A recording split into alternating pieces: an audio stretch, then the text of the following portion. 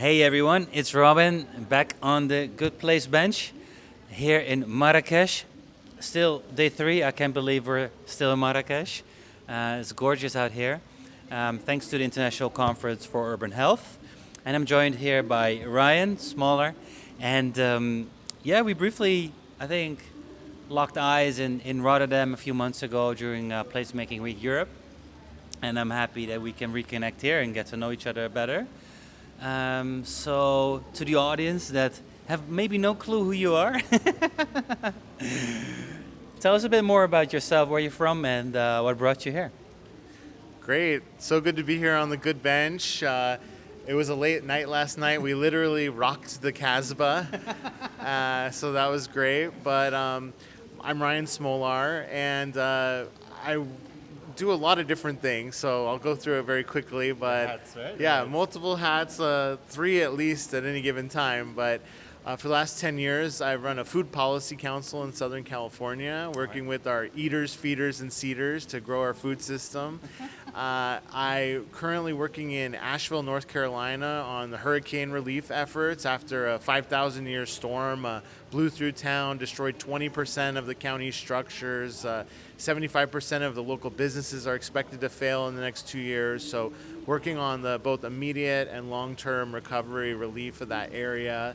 And then nationally, I run the PlacemakingUS network, which is our learning and sharing network, part of PlacemakingX. 30 networks around the world. Amazing. Get to do a lot of global work, but get to go and see a lot of the United States and work on the repairs that we need for our social infrastructure. Yeah, an amazing community as well.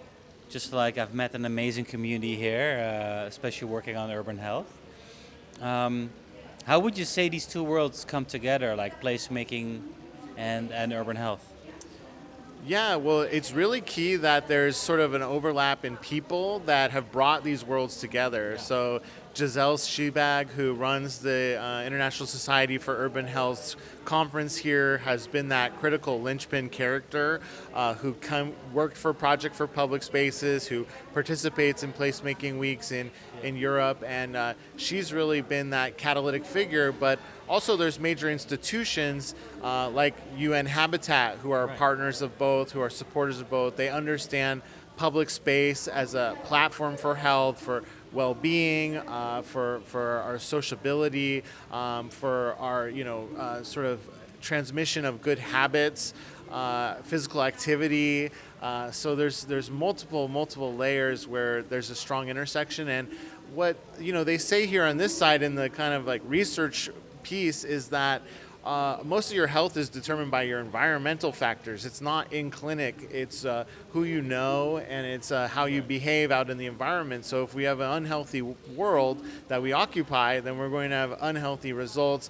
In my food work, we mostly deal with diabetes and obesity, which are very expensive, long-term care, and often unnecessary diseases that can be prevented through healthy eating and activity. So tackle it that way. And is that focused on youth, especially on the latter, about food system? Is that focused on a particular target audience? Yeah, one youth group that we've done a lot of work with recently that is absolutely my favorite people I've ever worked with is a neurodiverse group of foster youth. And so these are kids that if they were treated in the traditional clinical sense, I mean, they have predominantly low outcomes, they'd have behavioral problems, but they're in a garden program that we work with called Sowing Seeds of Change Urban Farm, and they're the smartest, most joyous people I've ever met on this planet. They dance, they know the taxonomic names for plants and the healing properties and how they like to cook them and how they like to eat them. And so we just love engaging those specific groups, especially over a long period of time, watching them grow into adults and young people. So it's not very much a casual engagement that we have typically with youth, but it's those that are connected to groups, classrooms, and specific neighborhoods and sites. And what's the long-term vision there? I mean, objective from this project?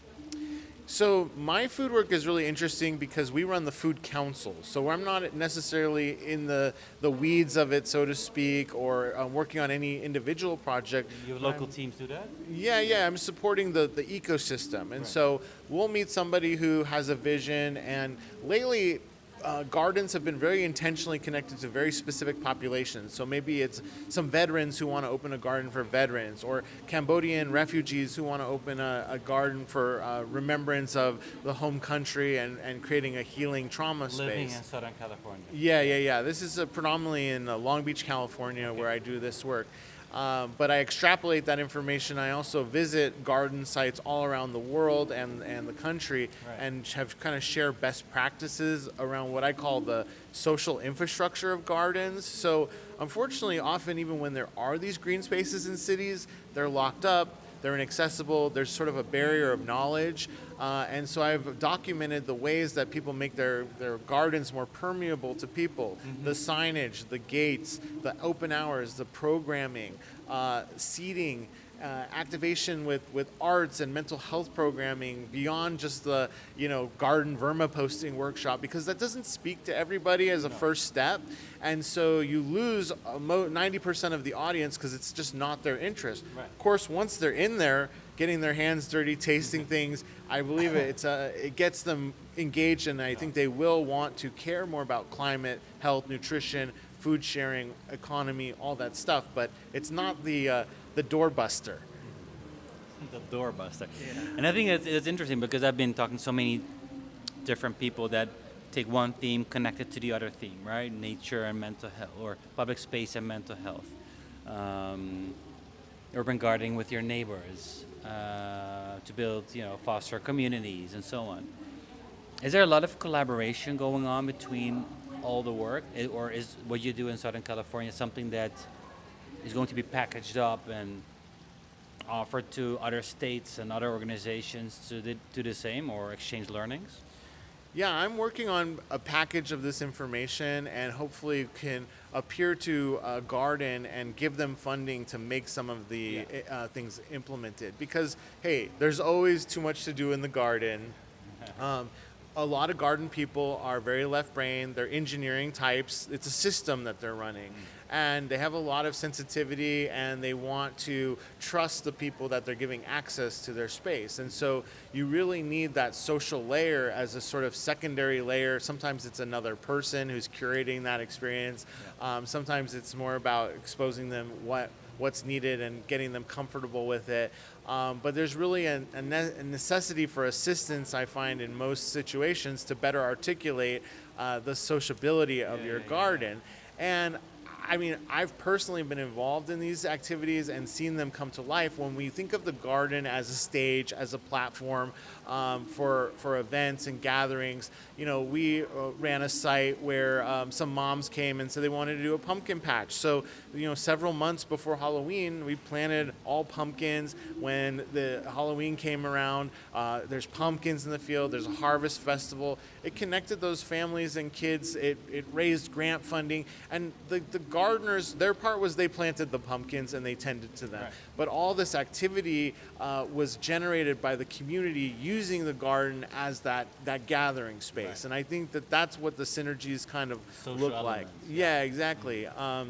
It's truly beautiful. We had another event called Everybody Eats, where there was a food insecure neighborhood, and we opened up all the gardens that happened to be in that neighborhood during the day, and we opened the restaurants, and people got to see the whole spectrum of food available in their neighborhood. There's actually tons of amazing food, but it was all disconnected, and there was no sort of sense of it. And so the community was able to show it off, open the doors, and then learn, actually, this is what our food ecosystem looks like. But it needed some demonstration. It needed a point of purpose. It needed somebody to print cool hats, and just sort of like put a face to things. I think often the gardens are secret gardens, and they're the best secret in town, unfortunately, and we don't do enough of a good job to open the doors.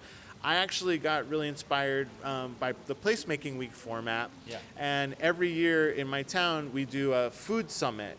So a whole week of food events where I work with the gardens, the markets, food entrepreneurs, home cooks, and we really show ourselves to the whole community. We open up, the gates and let more people in. And every year that grows the food system a little bit and it gets more people connected to these sites, but it's not always the most common thing. And what about building more like, I mean, the local approach is very relevant to foster communities, but how building it into a national or global brand? Yeah, I think I really would like to create a guide of all the photos I've taken all around the world of these best practices. And then I'd like to go to garden and garden associations and educate them on sort of transformative projects we could do. And we can do it very much lighter, quicker, cheaper, placemaking style. I really got inspired at the UN Habitat event, World Urban Forum in Katowice, Poland, because I went to all the FAO, Food Agriculture Organization talks, and I was like, this isn't going to cut it. It's very technical information. It's very small tweaks to the system. We need this to be first and foremost everybody wanting to be involved in their garden. So we need gardens in every neighborhood, and we need those to not just be food growing sites, but they need to be social sites where people are having birthday parties, where they're having cultural activities, where they're doing yoga. And once that happens, I think you're going to see a lot more concern and care, because why care about the climate or anything if it's just an abstract cartoon concept that's mediated to you just like anything else, selling you cookies, And that's kind of what most people's relationship is to our climate. It's an abstract concept that they know there's things going on, but it's not visceral. It's not something they're a part of. It's not something they truly understand how our consumerism and relates to the living outside of natural processes. I think that more and more, I've come across projects in the Netherlands as well that gardens suddenly accidentally happened, or I don't know, this is like, nothing happened in these spaces and suddenly turned into a garden, and suddenly people got to know their neighbors because they both had to take care about a garden. And I think either from bottom up to top down, I think it should connect a bit more. I feel everything is a bit like all over the place. Yeah, I mean, one of the best models out there is the Seattle Pea Patch model. And so they have over 90 community gardens. And it came about organically, although it's been systematized in a really brilliant way. There was a urban farm, just because suburbia had crawled into the agricultural lands and just surrounded this place. But this family basically still had the farm, and they said, we want to donate our farm to the city, but we want it to be a growing space forever. And so the city created a department to be the custodian of that space, made it a community garden, and then we're like, oh, well, we can replicate this model. So if any neighborhood wants a community garden, we'll acquire the land, we'll give them something like $1,000 a year to manage it, and their requirement on the community, though, is they have to maintain it like a public park. It has to be open during sunrise to sunset, and so it's very unique because a lot of community gardens are locked up except for the members. So it's essentially a semi-private space, but these are all open. And so each one of them is like a glorious park. They're all very unique to the needs and purposes and cultural sort of proclivities of that neighborhood.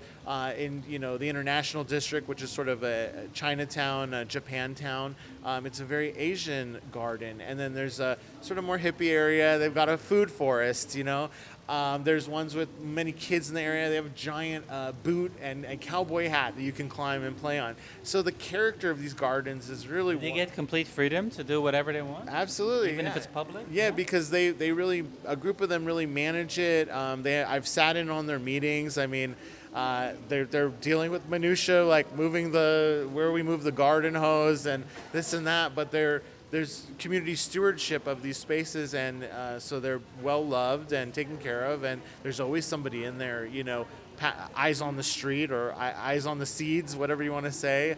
But this is a model that, for example, city I live in, The Hague, should take up on and say, listen, this is like you can get €1,000 to create your own public garden.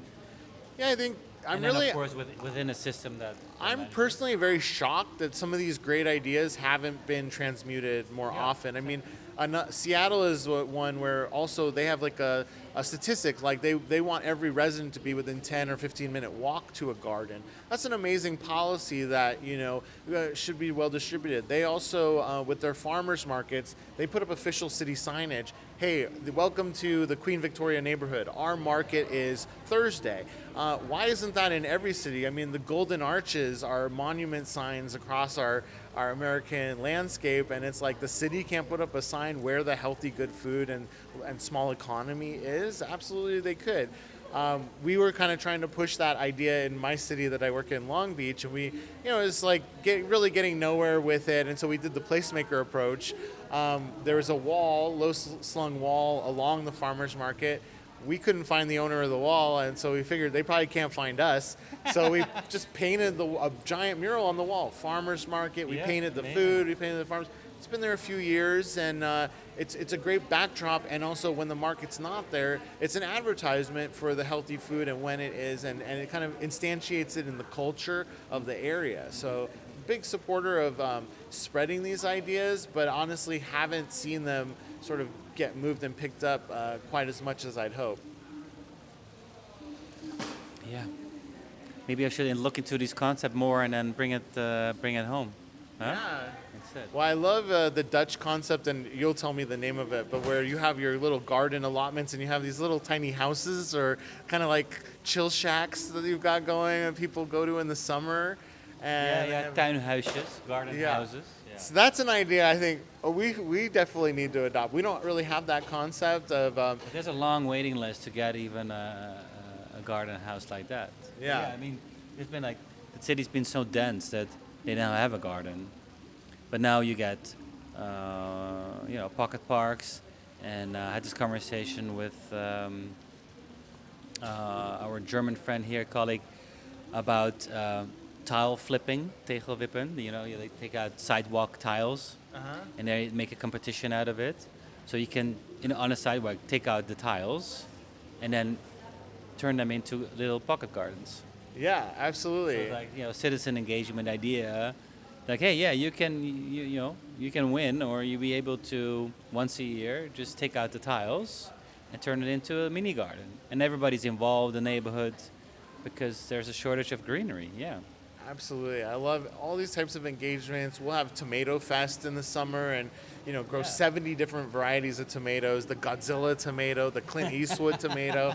I mean, this stuff people have a visceral reaction to stuff. It's sensual. You can taste it. You can feel it. When you eat food, your brain releases bonding chemicals, so you end up liking the people. When you're doing the digging in the garden, it's the same thing. You're releasing bonding chemicals, oxytocin, endorphins. It's breaking bread principle, right? Yeah. Well, people love food. The word companion actually comes from Latin. To eat bread together. Pan is bread, and so it's embedded. But that's the thing. There's a lot of things that I think we started to forget about or lose touch with, and I think that a lot of this concept makes us reappreciate things like food or connection or sitting on a bench having a conversation. Yeah, it's the basic stuff, but it's like no-brainers, but we tend to forget. A project we're working on right now that I'm super excited in this vein is, we've done some placemaking trips down to Oaxaca, which is a very place that still the people are tethered to the earth. It's very indigenous. And so I've done some tortilla making down there where we actually nixtamalize our own corn, which is the ancient Aztec technology of making the nutrients of the corn biodigestible or bioavailable, and you make the tortilla. And so I've been in basically a cave kitchen, doing this process, and have brought in some Mexican Americans who, of course, they eat tortillas every day, and maybe they've played with some masa from the store, some maseca, but to nixtamalize your own dried corn and grind it and roll it out on a metate and then cook it on a fogon oven and a comal griddle is, touching the taproot of your people. Yeah. And so we're actually got a grant from the American Association for Retired People to have some seniors teach young people this technique. Yeah, so we're building the oven, we're getting a metate, we're getting corn, lime, and we're bringing up some cocinera tradicional, some traditional cooks from Oaxaca, and we're going to be sort of making a tortilla club and making it so that people can do this stuff. And to me, it sounds like magic. Where can I sign up? Hey, come down in February. We'll have you a guest of honor. I would love to join the tortilla club. Seriously. That's my thing.